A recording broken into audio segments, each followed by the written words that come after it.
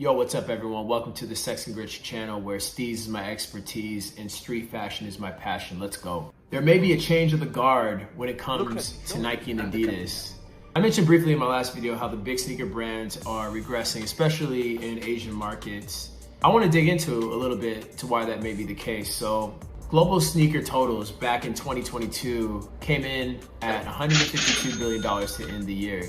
Sounds like a lot, right? It sounds like a lot to me too.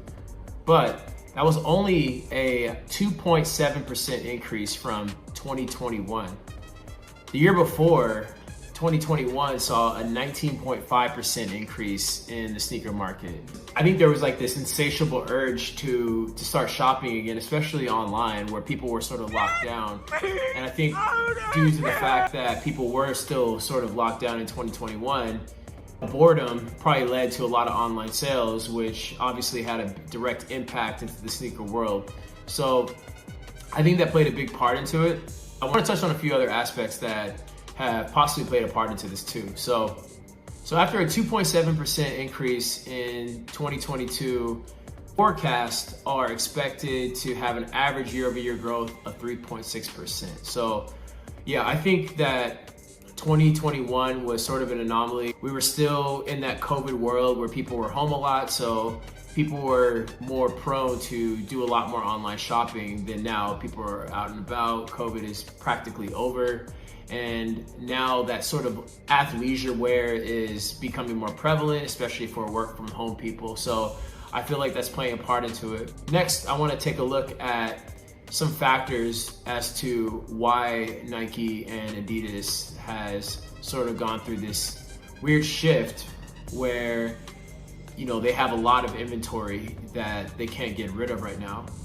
And I think there's a few reasons why. One of the biggest factors into Nike and Adidas's sort of blip or regression, if you will, into sales over the last year is niche brands have become increasingly popular. And what I mean by niche brands is those brands like New Balance, Asics, Salomon.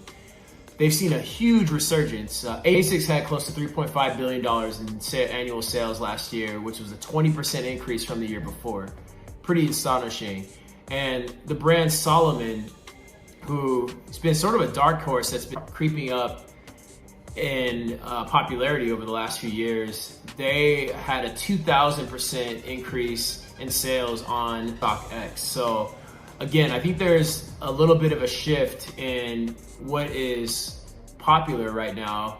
And a lot of these sort of niche brands, they sort of play into how streetwear in terms of apparel is moving, right? So we're sort of looking now at that preppy, that exaggerated preppy Brooks Brothers look that I've highlighted in my series of fashion weeks. You're kind of seeing that a lot of these fashion brands are going in that direction.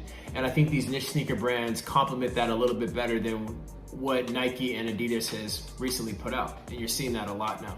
And furthermore, we're seeing a lot of these niche sneaker brands join collaborations with the likes of Jound or Aimé Leandor. And that really speaks to what's happening in this sort of shift, right? So these brands aren't looking for those Nikes and Adidas now. They're looking for those niche brands that are really rising up their range. So there's that. And the next thing, and I talked a little bit about this in my last video in regards to the Birkenstocks IPO, but there has been a stark decline in Nike and Adidas in China. And if you don't remember, or if you didn't see my last video, the reason is Chinese local brands have made a big splash and is starting to gain a lot of traction. Brands like Li-Ning, brands like Anta, which Kyrie Irving, basketball superstar, just signed like a $126 million deal with them. So they're getting a lot of American buy-in with those brands, and they're starting to become more and more popular in China. The second thing is with Nike and Adidas in particular, they have refused to source cotton in certain areas in China due to allegations of forced labor. And the Chinese have been very, very upset by those allegations. And yeah, this has contributed largely to the decline of Nike and Adidas over the last year. And China has played a big part in their revenue, so that's another factor. And honestly, I think another big reason about Nike and Adidas facing this sort of regression is simply affordability, right? People aren't chasing those big drops that Nike and Adidas previously had, simply because it's no secret we're in a recession, right? A lot of people, their income streams have changed. So even like the biggest sneakerheads, they're being a lot more, let's just say, selective with some of the sneakers and cops that they come across. And for the individuals that are saving up money or used to save up money to buy like the latest and greatest in terms of these new sneakers that would come out on the sneakers app or wherever else, or in-store drops, they're just not flocking to the stores anymore because, you know, they have different priorities, which is pretty understandable in this climate. So you're not gonna see people right now dropping $300, $400 or higher on Nike drops and Adidas drops. And they're starting to look for those more affordable collaborations in those niche brands that I was telling you about. So that's another factor, is like a lot of these collaborations, especially remember those Off-Whites, those got well into the thousands of dollars, and people are just dropping cash on those like hotcakes. And right now it seems that that's a little bit fallen by the wayside due to the recession and market conditions. I think that's another big factor. The bottom line is Nike and Adidas, they're not going anywhere. Let's just be real, Nike and Adidas are way too big. They have the market share, they have the money, they have the reputation to weather any of these market conditions that we're seeing right now, and these fluctuations in different interests.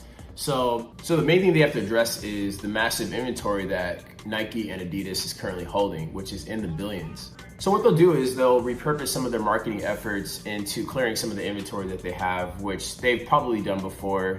I don't think they're sweating that too much. Again, Nike, Adidas, they've gone through market fluctuations over the years and decades. They're just simply too big for them to be down too long. And honestly, they have the developers to branch more into that casual sneaker wear and compete with the New Balances and the Asics in that space. So for me, I don't think it's going to be an issue, but let me know what you guys think. Is Nike and Adidas on the way out?